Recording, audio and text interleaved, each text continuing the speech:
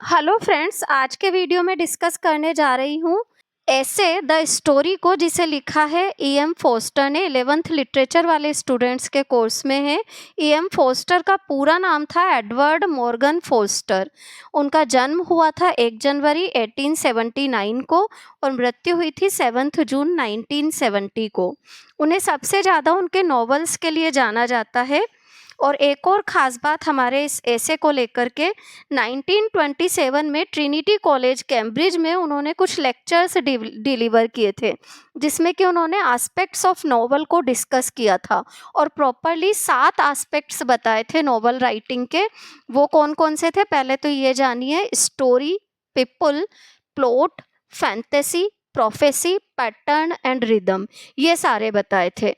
अब इनमें जो स्टोरी राइटिंग का पार्ट है, जो कि उन्होंने लेक्चर के अंदर डिस्कस किया, उसे ही एस्पेक्ट्स ऑफ नॉवल में डाला गया था चैप्टर 2 के अंदर।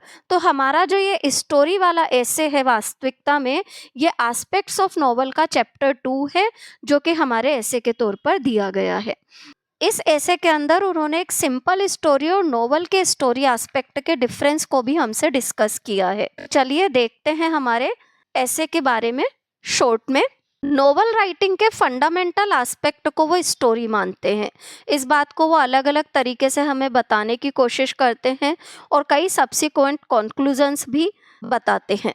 वो कहते हैं कि अगर हम 3 अलग अलग लोगों से ये सवाल पूछे, what does a novel do, तो हमें अलग अलग 3 तरह के जवाब मिलेंगे, परंतु उस हर जवाब में एक फैक्टर कॉमन होगा, दैट इज स्टोरी। नॉवल क्या करता है? स्टोरी टेलिंग करता है। तो इस प्रकार से वो हमें बताते हैं कि नॉवल का जो बैकबोन है वो क्या है? स्टोरी है, और इसकी शुरुआत और एंड दोनों आर्बिट्रेरी हो सकते हैं। स्टोरी टेलिंग कई सदियों से चली आ रही है, नियोलिथिक, पैलियोलिथिक टाइम से चली आ रही है। अगर हम शेप ऑफ स्कल को जज करें तो निएंडरथल मैन जो था वो भी स्टोरी सुनता था। ये बात भी एक्सप्लेन करते हुए राइटर हमें बताते हैं। प्रिमिटिव टाइम्स के ऑडियंस क्या करते थे? रात के समय कैंप फायर के चारों ओर बैठ जाते थे और भौचक्के होकर के कहानियां सुना करते थे। दिन भर की मेहनत, खतरनाक जानवरों से टकराव के कारण बहुत ज़्यादा थक जाते थे, और ऐसी स्थिति में स्टोरी उन्हें तभी जगा के रख सकती है जबकि उनके मन में ये सस्पेंस हो कि आगे क्या होगा। तब तक ऑडियंस जाग करके स्टोरी को सुनते हैं। फिर वो हमें बहुत प्यारा एग्जाम्पल देते हैं 1001 अरेबियन नाइट्स में से, जिसकी मेन प्रोटेगनिस्ट है शहजादे नामक राजकुमारी। शहजादे की शादी हुई थी फारस के राजा शहरयार से।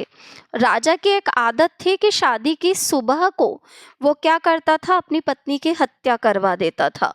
तो शहजादे ने राजा को प्रति रात्रि एक कहानी सुनानी शुरू की, और सुबह होते होते, जबकि सुबह की पहली किरण फूटने वाली होती, उसके जस्ट पहले वो कहानी को एक दिलचस्प मोड़ पर ला करके रोक देती।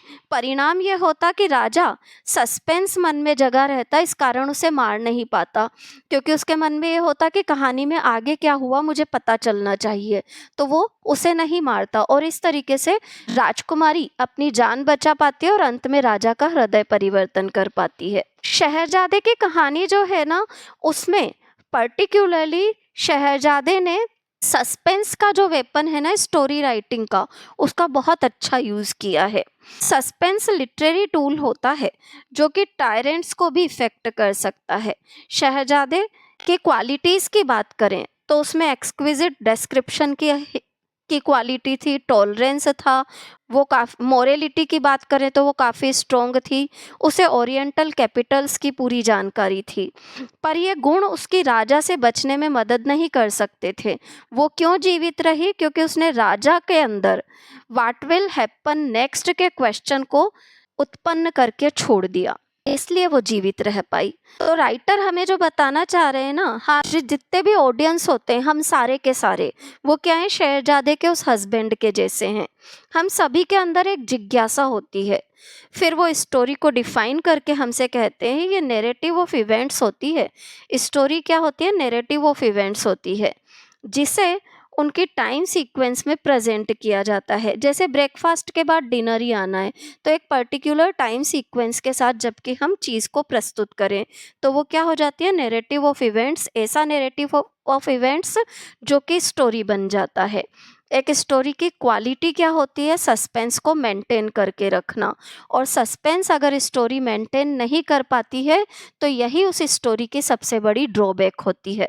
आगे वो हमें बताते हैं कि नॉवल जो है ना, उनमें हाईएस्ट कॉमन फैक्टर स्टोरी होती है। स्टोरीज से हम बहुत सी चीज़ें सीख सकते हैं। फिर वो स्टोरीज को डेली लाइफ के कनेक्शन में डिस्कस करके हमसे बात करते हैं और कहते हैं कि डेली लाइफ जो होती है ना, वो भी फुल ऑफ टाइम सेंस होती है। अगर हम पास्ट की ओर देखते हैं तो हमें जीवन के कई अप डाउन याद आते हैं जो कि हमने झेल लिए और अब हम उससे बाहर प्रेजेंट में आ चुके हैं। अगर हम फ्यूचर की सोचते हैं तो हमारे आगे एक दीवार खड़ी हो जाती है। We don't know what will happen in future. Daily life practically दो लाइव्स से कंपोज्ड होती है, बनी होती है। एक तो होती है लाइफ इन टाइम और एक होती है life by value. Life in time का क्या मतलब है? हम कितना समय जिए। लाइफ बाय वैल्यू का क्या मतलब है? हमने कितने मूल्यों के साथ अपने आप को जिया। तो मूल्य के आधार पर देखें तो अगर आपका 10 दिन का भी जीवन है और वो आपने पूरे अपने मूल्यों को फॉलो करते हुए जिया है, तो आपकी लाइफ आपने बहुत अच्छी बताई है। लाइफ बाय टाइम, कितने लंबे समय तक आप जिए, 80, 100, 50, कितने साल आप जिए, ये होता है लाइफ बाय टाइम। तो स्टोरी जो होती है ना, अगर हम एक कॉमन स्टोरी की बात करें, रेगुलर जो स्टोरीज सुनाई जाती है उसकी बात करें, तो वो लाइफ इन टाइम को बताती है। पर एक अच्छा नॉवल जो होता है ना, वो लाइफ इन टाइम को भी बताता है और लाइफ बाय वैल्यू को भी बताता है। ये दोनों चीज़ें एक नॉवल के अंदर होती है स्टोरी टेलिंग के साथ।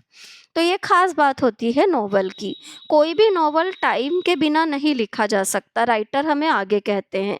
एक नॉवलिस्ट टाइम को डिनाई नहीं कर सकता, क्योंकि ऐसा अगर वो करता है तो उसकी स्टोरी एक कंप्लीट ब्लंडर बन जाएगी। ऑथर कहते हैं नॉवल में हमेशा टाइम सेंस होना जरूरी है। फिर वो कुछ ऐसे नॉवेल्स का उदाहरण देते हैं जहां टाइम को नॉवलिस्ट ने अपने अनुसार अप डाउन किया है, जैसे वुदरिंग हाइट्स।